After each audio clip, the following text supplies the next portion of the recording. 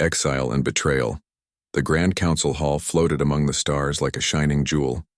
Inside, hundreds of alien voices echoed, filled with judgment and fear.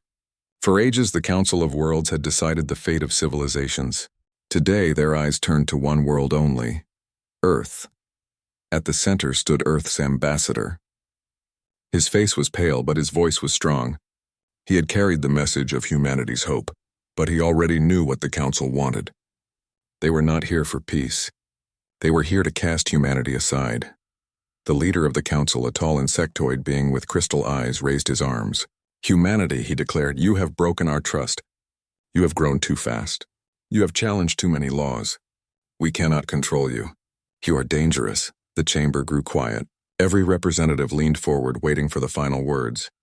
"We strip you of membership," the leader said coldly. "No trade. No protection. You are exiled." Gasps echoed across the hall. Some aliens nodded with satisfaction. Others whispered nervously. A few lowered their heads, knowing this decision would bring blood and fire. The human ambassador clenched his fists. "You fear us," he said. "You fear what we might become, but you will regret this choice." Guards moved closer, but he walked out without another word. He had delivered humanity's last warning. Earth receives the news. When the news reached Earth, shock spread across every nation. The networks repeated the same message again and again. Exiled. Cast out. Alone. In the United Nations chambers, leaders argued until their voices cracked. Some shouted that humanity should beg for forgiveness. Others claimed the Council had never been a true friend. President Silva of Brazil slammed her hand on the table. "We cannot bow. If we do, we will crawl forever." But Prime Minister Harlow of Europa Station disagreed. "Without trade, we will starve. Without protection, pirates and raiders will destroy us. We cannot fight the galaxy." The argument grew louder. But one thing was clear. The Council had betrayed them. Whispers among the people on the streets of Earth and in the colonies of Mars and Titan, anger burned like fire. How dare they cast us out? We gave them music, art, technology. And this is our reward? They always hated us. They always feared us. In hidden corners, new voices whispered, "If they will not protect us, we will protect ourselves. If they deny us fleets, we will build fleets of our own." The seeds of rebellion and ambition began to take root, the shadow of betrayal. But betrayal ran deeper than the exile. Behind closed doors, humanity's leaders discovered secret files. The Council had not only cut ties, they had planned it for years. Documents revealed that alien merchants had already withdrawn from Earth's economy. Military patrols had quietly abandoned human space. Even old allies who once shook hands with human diplomats had been warned. Do not help the humans, or face the same exile. It was not a sudden judgment. It was a trap carefully set. The Council had always feared humanity's hunger to explore, to expand, to learn too fast. They did not exile humanity for crimes. They exiled humanity for potential, and that betrayal cut deeper than any wound. The decision: in the ashes of betrayal, Earth faced its choice. To kneel and beg for forgiveness, or to rise and stand alone. In a secret meeting under the mountains of old Switzerland, scientists, generals, and visionaries gathered. The ambassador who had stood before the Council was there too. "They think we will die in silence," he said. "They think we cannot survive without them. They believe exile is our cage, but they do not understand humanity. We do not die in cages. We break them." A silence filled the room. Then one by one, heads began to nod.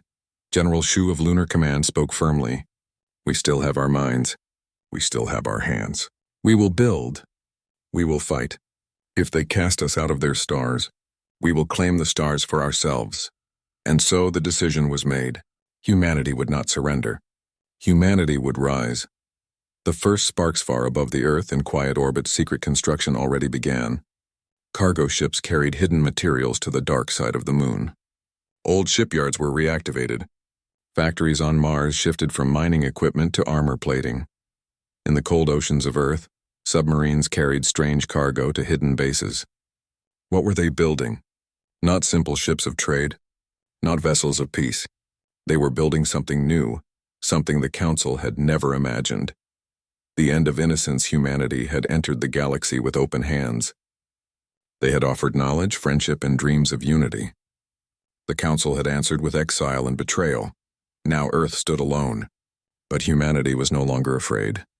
Their anger had become determination. Their exile had become fuel. For the first time, the galaxy would learn the truth. Humanity does not fall. Humanity rises. And in the shadows of betrayal, the first flames of an empire began to burn. The secret shipyard's darkness covered the solar system. From the outside, it looked as if humanity had gone silent after exile. Alien spies reported little activity, telling the Council, Earth is broken. They argue among themselves. They will not rise. But beneath the surface of oceans, deep in craters and hidden inside asteroids, a new heartbeat began to echo. Humanity was not broken. Humanity was building. Hidden dreams in the deserts of Mars, engineers gathered around secret designs. The air was thin, the nights long, but their spirits burned. One scientist whispered, "If the Council knew what we are making, they would send fleets to destroy us." Another smiled. "That is why we build in silence. One day, when our ships rise, they will have no warning." Across the colonies, men and women worked in shadows. They knew resources were limited. They had no powerful allies, but they also had something the Council could never understand: the human will. The first shipyard, on the far side of the moon, where no Council ship dared to patrol, a massive hangar opened like the jaws of a beast. Metal beams stretched across craters and robotic arms welded steel in silence. This was Lunar Forge 1, humanity's first true shipyard built for war. Every worker knew the risk. If discovered, they would be destroyed before the first ship could launch. But still they worked. They built in shifts, day and night, fueled not by money but by anger and pride. Children of Earth, Mars, and Titan had one purpose now: to prove the Council wrong. The designs, unlike the sleek ships of the Council, human engineers did not copy alien models. They studied them, yes, but they added their own ideas.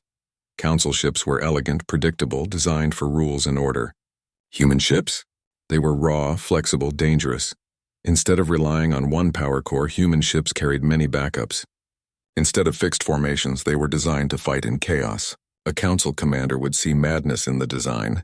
A human commander would see freedom. The Whisper Network. The Council believed humanity was isolated, but rumors travel faster than light. Traitors, smugglers, and rebels carried whispers across the stars. The humans are building. They are planning something. An army hidden in the dark. Most dismissed it as lies. How could a young species with no allies create fleets on their own? It was impossible. But impossible was a word humanity had broken many times before. The first launch was 2 years after exile, when the first ship was complete. She was not large, not beautiful, but she was alive. They named her Defiance. When Defiance lifted from Lunar Forge, every worker stopped to watch. The ship rose on silent engines, cutting through dust and shadow, until she disappeared into the black sky. Tears filled the eyes of old engineers. Some whispered, "We are no longer crawling." Others shouted, "We are rising." That night, fireworks lit the skies above Earth, not official, but from the people. They did not yet know the full truth, but they felt it. Humanity was changing. Humanity was becoming something new. The Council watches in the Council chambers. Reports arrived. At first they laughed. Humans building ships? Nonsense. But then came proof. Grainy images of new vessels patrolling near the moon. A second report confirmed hidden factories on Mars. Fear began to creep into the voices of the Council. They are faster than expected. They were supposed to weaken. Instead, they grow stronger. The insectoid leader who had exiled Earth slammed his claws, crushed them before they rise too far. But others hesitated. The Council had underestimated humans once. To fight them now might create more chaos than silence. Unity in shadows on Earth, leaders who once argued now stood together. Nations that had fought wars for centuries shared technology, resources, and secrets. For the first time in history, humanity was united, not by peace treaties, not by fear of each other, but by an enemy greater than themselves. General Shu spoke at the launch of the Second Fleet. "Alone, we were weak. Together, we are a storm. Let them exile us. We will build an empire greater than theirs." Growth of the fleet years passed, and the shipyards multiplied. Lunar Forge expanded. Mars built 2 more. In the icy oceans of Europa, Submarines carried pieces of massive carriers to hidden dry docks. Even asteroids were hollowed out and filled with construction bays. The fleet grew, silent but unstoppable. Fighters, destroyers, cruisers, all waiting for the day they would face the galaxy.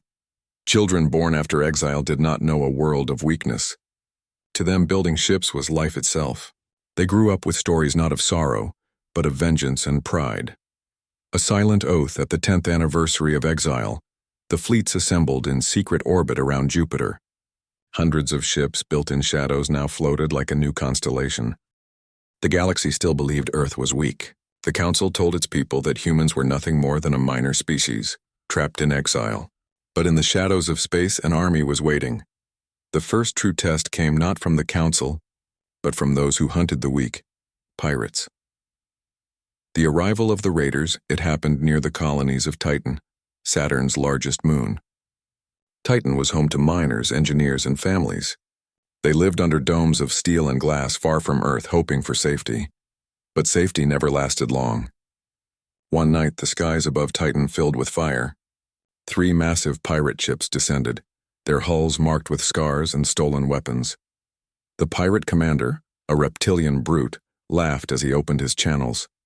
"Humans of Titan, surrender your resources, your ships, and your people. The Council has abandoned you. No one will protect you now." Panic spread through the colony. Families rushed into bunkers. Old defense cannons powered up, but everyone knew they could not stop a fleet this size. For a moment, humanity stood on the edge of another tragedy. The first response, but this time humanity was not helpless. In the darkness beyond Saturn, 3 ships waited: Defiance, Courage, and Iron Will. They were not large compared to the pirate cruisers. They did not shine with Council elegance, but they carried something more powerful than design: the human spirit. Admiral Reyes, commander of the small fleet, gave the order. "Activate engines. Set course for Titan. Today, humanity answers with fire." The 3 ships ignited their drives, streaking toward the colony like falling stars. Clash in the rings of Saturn, the pirates never expected resistance. When the human fleet appeared, the pirate commander sneered. "3 ships? That is all your dying world can send?" He ordered his fleet to attack. Missiles lit up the blackness. Plasma fire streaked across Saturn's rings, but the humans did not fight like the Council. They did not move in predictable lines. They darted between the icy rocks of the rings, using chaos as cover. One pirate cruiser fired heavy cannons, but the humans slipped behind debris. Another pirate ship tried to corner them, only to be ambushed from above. The first kill came when Defiance launched a swarm of drones, homemade, ugly, but deadly. They pierced the pirate shields, detonating across the hull. The cruiser exploded in fire, its wreckage scattering into the rings. For the first time in history, human hands had destroyed an enemy ship in open battle. The turning point. The remaining pirates grew desperate. They underestimated these exiled humans, and now they were paying the price. The pirate commander roared, "Destroy them! Burn the colony if you must." But humanity had already adapted. Courage flew straight into enemy fire, her shields cracking, her hull burning. She looked like she would fall, until she unleashed a hidden weapon: railguns powered by magnetic storms from Saturn itself. The shot tore through the second cruiser, splitting it apart. The explosion painted the rings red with flame. Now only one pirate ship remained. The commander tried to flee, but Iron Will cut across his path. Instead of missiles, she fired grappling charges, human ingenuity at its finest. The charges clamped onto the pirate hull, disabling its engines. Admiral Reyes opened a channel. His voice was calm, steady, but filled with fire. "You came to prey on us. Now you will return as prisoners to show the galaxy what happens when you underestimate humanity." The pirate ship surrendered. Titan rejoices. When the battle ended, silence fell across Titan. The people who had once believed themselves abandoned now saw the truth. From the domes of the colony, children and workers stared upward, watching human ships patrol the skies. Cheers erupted. For the first time since exile, the people felt pride instead of fear. Humanity had stood alone against the dark, and humanity had won. Echoes across the galaxy, news of the battle spread faster than light. Smugglers carried the story to distant stars. Whispers reached the ears of alien rebels oppressed under Council rule. They say humans destroyed pirate cruisers. They say Earth has a fleet. They say exile made them stronger, not weaker. For the first time, other species dared to hope. If humans could fight back, perhaps they could too. The council reacts in the council chambers. Fear spread like poison. The insectoid leader slammed his claws against the table. This is dangerous. Humanity was supposed to fade into silence, not rise as warriors. Another elder spoke softly. Perhaps we should speak with them again. Perhaps peace. Peace? The leader spat. There is no peace with humans. If they are allowed to grow, they will become an empire. And when that day comes, we will no longer rule. But deep inside, even those who hated humanity knew the truth. The first battle was only the beginning. Humanity's new path on Earth. Admiral Reyes returned to thunderous applause. The victory at Titan became legend. Songs were written.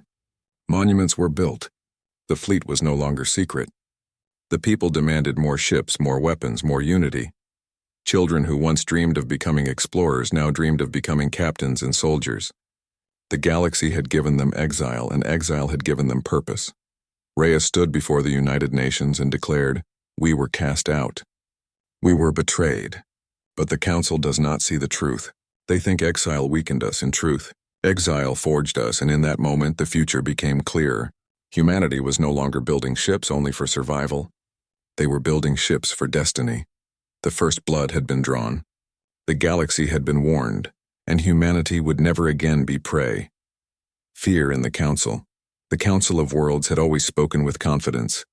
For centuries their words carried weight across the stars. When they declared a law, the galaxy obeyed. When they exiled humanity, they expected silence. But silence never came. Instead, whispers filled the void. Whispers of Titan. Whispers of humans who fought like no other species. Whispers of fleets rising in the dark, and soon, those whispers reached the grand chambers of the Council. Shadows in the chamber.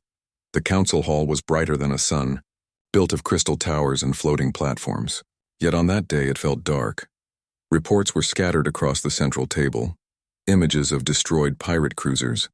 Recordings of human ships flying in formations no one had ever seen before. Ambassadors from every species shouted at once. They were supposed to collapse. The exile was meant to weaken them. Now they build fleets without our permission. The insectoid leader who had declared humanity's exile slammed his claws. Enough, these stories are exaggerated. 3 ships cannot threaten the galaxy. But even as he spoke, he saw doubt in the other's eyes. Division among the Council was no longer united. The merchant guilds trembled at the thought of human traders returning, not with goods, but with weapons. The military races whispered that perhaps humanity should be crushed now, before they grew too strong. But a small group of voices spoke differently. The ambassador of the Seraphim, a species once saved by human doctors, raised his wings. "Perhaps we made a mistake," he said softly. "Perhaps exile was not the answer. They are not enemies yet. We should speak to them again." "Speak to them?" another ambassador hissed. "They are unpredictable. They do not obey. Peace with humans is impossible." And so the Council split. Fear on one side, arrogance on the other. The spread of fear far from the Council Hall, fear grew even stronger. On the border worlds, where the Council's power was weakest, small colonies heard rumors that human fleets were expanding. Smugglers claimed to have seen shipyards on Mars. Miners swore they saw human patrols beyond Jupiter. Rebels whispered that Earth was preparing to fight not just pirates, but anyone who stood in their way. The word spread. The humans are coming. Humanity expands, and indeed, humanity was coming. The victory at Titan was only the beginning. From their hidden shipyards, more vessels poured out each year. Frigates, cruisers, and carriers designed not for beauty, but for survival. They spread beyond their home system. The first human colony ships left the orbit of Neptune and headed for the nearby stars. They were not escorted by Council fleets now. They were escorted by human warships forged in exile. Everywhere they went, they carried a new banner. A banner of defiance. The meeting of generals. In a hidden chamber on Mars, the leaders of Earth's fleets met. Admiral Reyes stood at the center, the hero of Titan. Around him sat commanders from Luna, Europa, and the colonies. "Our fleets grow," he said, "but the Council still believes we are weak. They believe Titan was luck, not skill. This is our chance. We must move faster than they can react." General Shu nodded. Expansion is survival. If we hesitate, the Council will strike first. They all knew the truth, the Council feared them now. And fear made enemies dangerous. The Council's response back in the Grand Chamber, the Council voted. A fleet would be sent not to destroy but to observe. Officially, they called it a patrol. Unofficially, it was a warning. 30 Council warships moved toward human space. Their commanders believed they would frighten Earth back into obedience. But when they arrived near the orbit of Neptune, they found something unexpected. A wall of human ships awaited them, 100 strong, their engines glowing like angry stars. The Council commander hesitated. His orders were not to fight, but to intimidate. Yet here stood a fleet larger than any the humans should have been able to build in so short a time. For the first time in centuries, a Council fleet turned away without firing a shot. The galaxy watches that retreat shook the galaxy more than any battle could have. Word spread quickly. The Council's fleets back away from humans. If even the mighty Council hesitates, then who truly rules the stars? The humans are not prey, they are predators. Species long oppressed by the Council began to whisper in secret. Maybe, just maybe, humanity could be the power they needed. Maybe Earth could lead where the Council had failed. Fear becomes hatred. The insectoid leader raged. They humiliate us.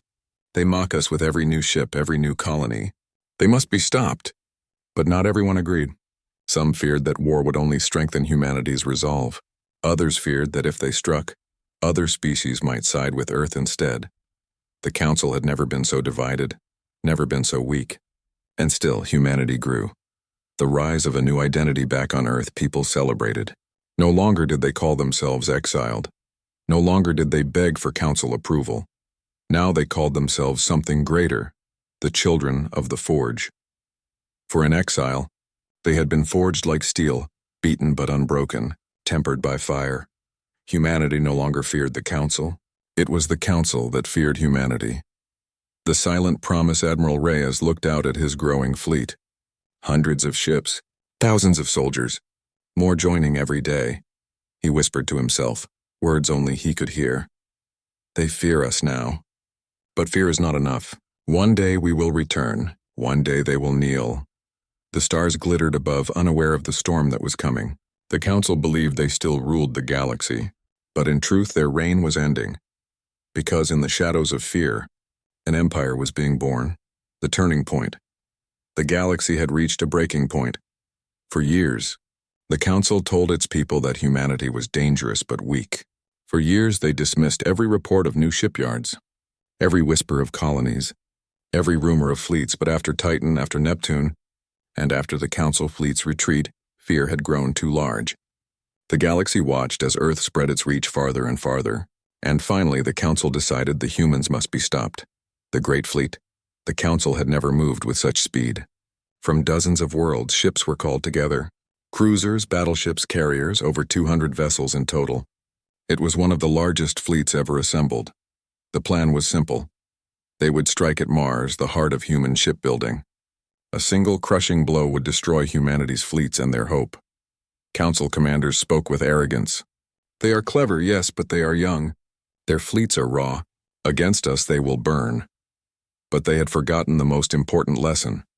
Humans never fought by the rules. The gathering of humanity on Mars. Humanity already knew the Council was coming. Smugglers carried warnings. Scouts reported mass movements near the border. In the underground command hall, Admiral Reyes stood before a wall of star maps. Generals, scientists, and captains filled the room. They are coming with everything, Reyes said. 200 ships, maybe more. They believe they can crush us before we grow any stronger. Can we hold? One captain asked. Reyes looked at the faces around him. He knew the truth, ship for ship humanity was outmatched. The Council's vessels were larger, older, and filled with experience. But humans had something the Council could not understand, adaptation. We will not fight their war, Reyes said at last. We will fight ours, the Battle of Red Orbit. When the Council fleet arrived, Mars burned red in the background. The human fleet waited, spread across the orbit like sparks of fire. The Council commander spoke across open channels. Humans of Earth, you defy the law of the galaxy. Today you will be broken, Reyes answered calmly. Today you will learn what Exile has made of us. The fleet's charged. Space lit up with missiles, plasma fire, and railgun rounds. The first minutes were chaos. Human ships darting in every direction, council ships holding tight formations. At first, the council believed they were winning. Their weapons struck hard, their shields burned bright. A dozen human ships fell, but then the trap closed. The trap human ships scattered for a reason. They lured the council into the orbit of Phobos, Mars's small moon. Hidden beneath its surface were weapons the council never expected. Railgun platforms and missile silos buried deep into the rock. As the council fleet advanced, Phobos awoke. A storm of fire erupted from the moon, tearing through the enemy's rear lines. Ships that believed they were safe exploded into flame. At the same time, human cruisers launched swarms of drones. Not elegant machines like the council's, but unpredictable, fast, and merciless. They cut through gaps, disabling engines and targeting weak points. The council formation shattered. What was once a wall of ships became scattered prey. Human ingenuity Admiral Reyes moved his fleet like a conductor leading an orchestra. Ships fell back, then surged forward. Small vessels sacrificed themselves to save larger ones. AI-assisted targeting predicted enemy maneuvers seconds ahead. Council commanders grew desperate. They tried to regroup, but the humans struck where they were weakest. They tried to chase, but the humans vanished behind Mars's shadow. For every human ship destroyed, 3 council ships burned. The turning moment, the council's flagship pressed forward, hoping to crush the heart of the human fleet. Its weapons lit the void, striking the carrier Unity again and again, but Unity did not retreat. Instead, it charged straight into the enemy lines. Its engines screamed, its shields cracked, but it unleashed every missile, every railgun, every drone at once.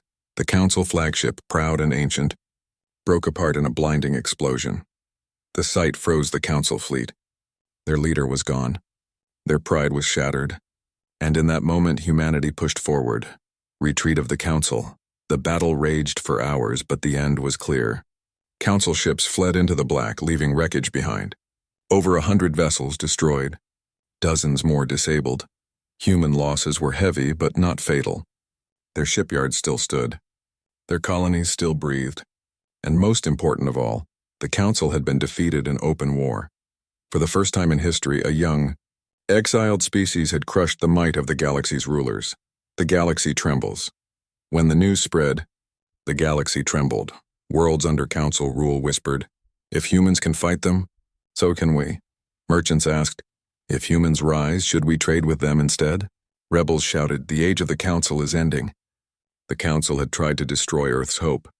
Instead, they had created a legend, the birth of destiny on Mars. The people gathered to celebrate. Fires lit the night sky. Songs echoed across colonies. Admiral Reyes stood before the crowds, his voice carried across every channel. "We were exiled. We were betrayed. They came with fleets to break us. But today they learned we cannot be broken. Humanity does not kneel. Humanity stands. Humanity rises." The cheers shook the stars. The turning point had come. Humanity was no longer just surviving. Humanity was beginning its march toward destiny. The silent fear in the council hall. Silence ruled. The insectoid leader who once mocked Earth now trembled. His words barely left his mouth. They are not weak anymore. They are becoming unstoppable, and deep in his heart he knew the truth. The council's age of power was ending, because humanity had drawn a line in fire, and beyond that line, the galaxy would never be the same. The empire of humanity. The Battle of Mars was not just a victory, it was a message. Across the galaxy, every race heard the same truth. The council was no longer untouchable. The mighty fleet they once feared had been defeated by the very species they tried to bury. Humanity had risen from exile, and now their shadow stretched across the stars. Whispers of change in distant colonies, slaves whispered in secret chambers. On mining worlds, rebels sharpened their blades. On merchant stations, traders spoke carefully, wondering if they should risk new deals with humans. The council is weak. The humans are strong. Perhaps it is time for change. And slowly, eyes that once looked to the council with fear now turned toward Earth with hope. The call for unity on Earth. In a chamber deep beneath the mountains, humanity's leaders met again. Generals, presidents, scientists, and admirals sat side by side. Admiral Reyes stood at the center. We are no longer only defending. We are no longer hiding. The galaxy knows us now. The time has come to decide. Do we remain alone or do we build something greater? President Silva spoke firmly. Alone we will always be hunted. But united we can become more. Not just a world, not just a fleet. An empire. The word echoed through the room like thunder. Empire. Not of conquest alone, but of strength, of unity, of destiny. Humanity would not beg to return to the Council. Humanity would replace it. The first alliance's messages were sent in silence, carried by hidden ships. Not to the Council, but to those who had always lived under its boot, to the miners of Torgal, enslaved for generations, to the rebels of Kethar, fighting endless wars with no aid, to the traitors of Yelith, strangled by Council laws. The message was simple. The Council abandoned you. We will not. Stand with us and we will stand with you. And one by one they answered, secretly at first, but then openly. Smugglers carried weapons to rebels. Human fleets escorted trade ships across dangerous sectors. Colonies once forgotten were given protection. The weak had found a new shield, and that shield was human steel. The rise of the banneret began as a symbol painted on the hull of a battleship. A simple mark, Earth surrounded by stars, encircled by a forged ring. Soon it appeared on uniforms, on colonies, on banners carried into battle. It was more than a symbol. It was identity. The human empire. To some it was hope, a promise of freedom. To others it was terror, a storm that would sweep away the old order. But none could deny its power. The new order, with each new ally, the empire grew. Not through fear, but through choice. Worlds that joined were protected. Their people were fed, their rights restored, their voices heard. This was not the Council, where laws were chains. This was not exile, where silence ruled. This was something new. Admiral Reyes declared before the First Imperial Assembly, "We are not only human, we are more. Every voice here is free. Every world here is equal. Together we are unbreakable. Together, we are the Empire." Hope and terror, but not everyone saw humanity as saviors. On Council worlds, propaganda spread quickly. "The humans are conquerors," they cried. "They will enslave us all." Some species believed the lies and tightened their loyalty to the Council. Others doubted, remembering the Council's centuries of corruption. And in the middle, millions of beings waited, watching, wondering. Was the human empire a dawn of freedom, or the birth of a new tyranny? The Imperial fleet. While diplomats built alliances, the shipyards worked without rest. Fleets that once numbered in hundreds now became thousands. Carriers the size of cities launched into the void. Each ship carried the new banner. Each crew swore the same oath. We rise not for conquest but for survival. We rise not for vengeance but for destiny. The galaxy looked upon the Imperial fleet and trembled. For the first time in history, humanity was not an exile, not a rebel, not a whisper in the dark. They were a power, equal to the Council itself. The seeds of revolution. Everywhere the Empire touched, sparks of rebellion flared. On the slave worlds of Torgal, chains were broken. The human empire's fleet arrived, and for the first time in generations, the people were free. On the mining stations of Kethar, rebels raised the Imperial banner, driving out Council soldiers. And in the trade routes of Yelith, merchants openly declared loyalty to the Empire. Refusing Council taxes, each act of defiance weakened the Council. Each victory strengthened Earth. The Emperor, it was not long before the galaxy demanded a leader. Humanity had many generals, many presidents, many admirals, but they needed one voice to guide the storm.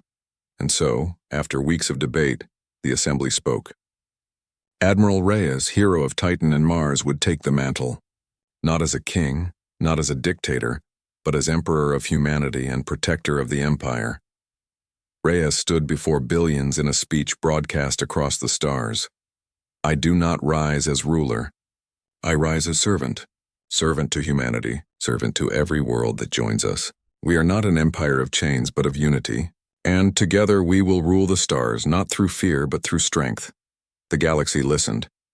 Some cheered, some cursed, but all knew the truth. A new power had been born.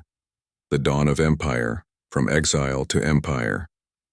From weakness to strength, Humanity had risen higher than anyone dreamed. The council still stood, but its grip was breaking.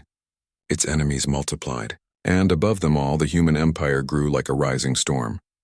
In the end, it no longer mattered if others saw them as saviors or tyrants. Humanity had carved its place into the galaxy, and with every new ship, every new ally, every new victory, one truth became clear. Humanity had not been exiled. Humanity had been forged, and now the galaxy would learn what it meant to live under the empire of man. The return to the council hall had not changed. It still floated in the void like a crown of crystal and light. Its spires still gleamed, its chambers still echoed with voices of power. For centuries it was the heart of the galaxy, where rulers believed their words shaped destiny. But this day was different. This day, fear hung heavy in the air, because beyond the hall in the black sky a fleet waited. Not the council's fleet, not the pirates, not rebels. It was the imperial fleet of humanity. The storm arrives, billions across the galaxy tuned their channels, desperate to see what would happen. From every world, from every colony, eyes turned to the great chamber. For the first time in history, the council was not holding trial over humanity. Humanity had come to hold trial over the council. The great doors opened and silence fell. Soldiers in black and silver armor marched in, carrying banners of the human empire. Their steps echoed like thunder, and behind them walked a man with steady eyes and a voice known across the stars. Emperor Reyes. The council trembles. The ambassadors of the council shifted nervously in their seats. Some lowered their heads. Others clenched their fists in silent rage. The insectoid leader who once exiled Earth stood at the center, but now his confidence was gone. His crystal eyes flickered with fear as Reyes approached. "You should not be here," the leader hissed. "You were cast out. You were banished forever." Reyes's voice was calm, but his words cut like steel. "You exiled us. You betrayed us. You thought exile would kill us. Instead, you forged us." He gestured to the windows where the Imperial fleet blotted out the stars. "And now, you see the result." The trial of the Council Reyes did not speak only for Earth. His words carried the weight of 1,000 worlds that had suffered under Council rule. "You claimed to bring order, but your order was chains. You claimed to bring peace, but your peace was silence bought with blood. You cast us out because you feared our strength, and in your fear, you created the very empire that now stands before you." The chamber shook with voices, some crying for mercy, some shouting in anger, others silent in shame. The truth could no longer be denied. The choice Reyes raised his hand and silence returned. "I did not come to ask for membership. Humanity does not kneel to you. I came to offer a choice. Stand with us as free worlds united or fall against us as enemies of the empire." Gasps filled the hall. It was not a request. It was not diplomacy. It was an ultimatum. The insectoid leader shouted, "You cannot rule us. The council has stood for thousands of years." Reyes stepped closer, his voice low, steady. "Then perhaps it is time for the council to fall." The bowing of worlds one by one, ambassadors rose. Not in defiance, but in surrender. The ambassador of the Seraphim lowered his wings. "We stand with the Empire." The miners of Torgal raised their fists. "We are already yours." The merchants of Yeleth bowed their heads. "We trade only under your banner." More and more followed, their voices echoing across the chamber. Some resisted, but their words were drowned by the tide. The galaxy was no longer ruled by fear of the council. It was rising under the banner of humanity, the end of the old order. The insectoid leader trembled as the chamber turned against him. His claws scraped the floor as he shouted, "This is tyranny! You will bring only war." Reyes looked down at him, not with hatred, but with finality. "No, this is justice, and justice has been a long time coming." Guards in imperial armor stepped forward. The old leader's cries echoed as he was dragged away, his reign broken. The Council of Worlds, once the heart of power, had been shattered in a single moment. Humanity-crowned Reyes turned back to the chamber, his eyes meeting the ambassadors of 1,000 worlds. The age of exile is over. The age of the Council is over. From this day, a new order rises. The Empire is not only human. It is for every world that chooses freedom, for every voice that demands strength, for every people who refuse to kneel. He raised his hand, and the banners of the human empire unfurled across the chamber. From this day, the galaxy is united, not by fear of chains but by the fire of freedom. And together we will rule the stars. The chamber erupted in thunderous voices. Some cheered, some wept, some bowed their heads in defeat. But none could deny the truth. A new power now ruled the galaxy. The legacy outside, the Imperial fleet burned like a second sun. On distant worlds, slaves broke their chains. On hidden colonies, rebels lifted banners high. Across the stars, the old order crumbled, and the new one spread like fire. Humanity had been cast out. Humanity had been betrayed, but in exile they had found their strength. And now, standing above the ashes of the Council, they had claimed their destiny. The Council once spoke with arrogance. Without us, they will collapse. But history would forever remember what happened instead. Without the Council, humanity forged a fleet. Humanity built an empire. And humanity came back not to beg but to rule.